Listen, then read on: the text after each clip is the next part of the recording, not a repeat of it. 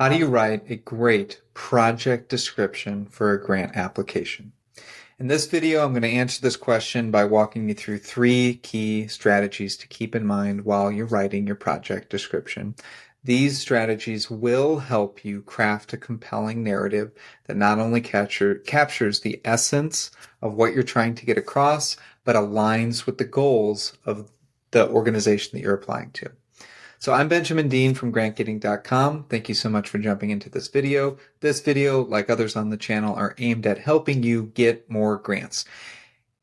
In the description of this video is a free download, which are in all of the videos. This one in particular, this topic, is an important one. The checklist, if you will, in the video with 10 tips in total would be one to download. I'm going to cover 3 of them here in this video. The additional 7 are in that download and are in very basic language for you to reference as you're thinking about a project description. Number 1, clarity and specificity. Now, this term could be applied to any question in the application. But of course, what it is you're trying to achieve with any one question might be different. Overall, you're looking to you're looking to compel the funder to give you money. And how you do that is a combination of things that are within the application and things that are outside of the application. Within the application, the project description is one of the most important sections for being very specific. The how this happens. Okay? Grant reviewers will read through dozens, if not hundreds, of different applications. And this project description, depending on your operations, can be somewhat detailed, and in some ways maybe should be somewhat detailed. But it doesn't mean it needs to be difficult to understand. And this is the balance here in this one, is you want to be able to show that you have thought about the operations and the administration of this program in its entirety, full circle, and there is nothing that you haven't thought about. Okay? That is this section here. That typically in a grant application, the project description section is this section. It's less of an area for you to talk about the way downstream impacts of doing this. It's less vision and mission. It's not as soft. This is hard. This is the details of what it is you're doing.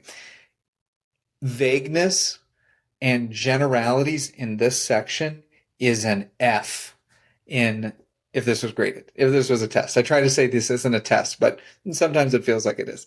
And if you're being vague here in this section, huge red flag for a funder. If you can't specifically describe what it is you want to do with my money, then I am not going to give it to you. Okay? Specificity in the project description is the most important thing. I would even say it's more important than clarity. They go hand in hand, and I put them together in this point. But specificity requires you as the grant writer to actually know what the heck you're talking about with this program. Okay, clarity is the ability for you to produce that information in a way that is understandable. Clarity is in the eye of the beholder, right? So it's about clarity for them, not for you. But specificity is less subjective. That is just how specific can you get? Okay. What exactly are you planning to do? Who exactly will benefit from your project? Who exactly is interacting with this project? How exactly are you going to implement it? What other partners are involved? What roles do these partners play? How do they interact with each other? At what time period are you collecting certain feedback in order to iterate upon this? What is your whole project plan? Right? A project plan is a different, concept.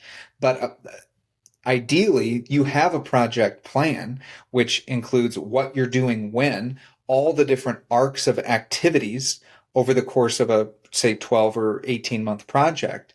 You know when you want to end something, when you want to, say, do something, what are the things that need to happen before that thing is done, and when do you do them? How much time do you need to design a flyer? How much time do you need to have that flyer printed? How much time does it take for it to be delivered here? How much time does it take to get it in distributable form? Then you distribute it, right? So that's an arc for one little activity, right? A project plan, which is not what this is, but should be drawn from, takes every aspect of a project or program and breaks it down and just says, here's all the things that we got to do and when we got to do them. If you do that step, which hopefully you have some degree of happening of a plan of what it is you're doing that's already happening, you use that in this section. Okay. The more specific you are, the more credible your project will appear. Period.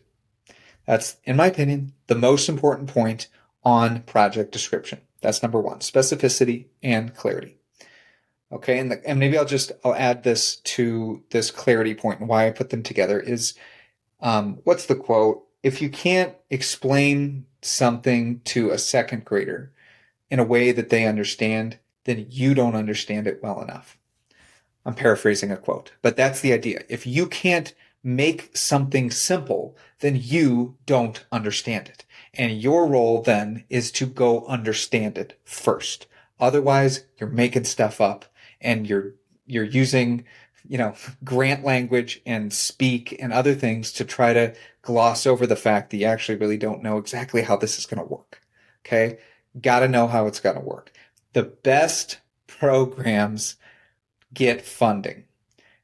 The best programs are well planned. The best planned programs get funding. Okay, that's how it works. Okay, that's point one. Point two is alignment with grant goals.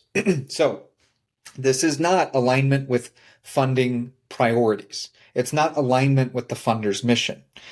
Later in the application, typically, there will be a section that says, what are your goals? It might be phrased as, what are your goals? What are your objectives? What are your outputs? What are your outcomes? What are your impacts? What do you hope to achieve? How are you going to measure success, right? All of these ways of asking the question is around goals. What is it that you're looking to achieve in this project? Those goals need to be included directly in the project description. Okay, so the project description thus far, it's the how-to, how you're going to do things. Okay, how are you going to do things, but how are you going to do things to do what? Right? If you're just talking about how a machine works and you're not talking about what the machine does, what the output is of that machine, then it's abstract. It's paradoxically descriptive and abstract because you don't know what's outside the machine.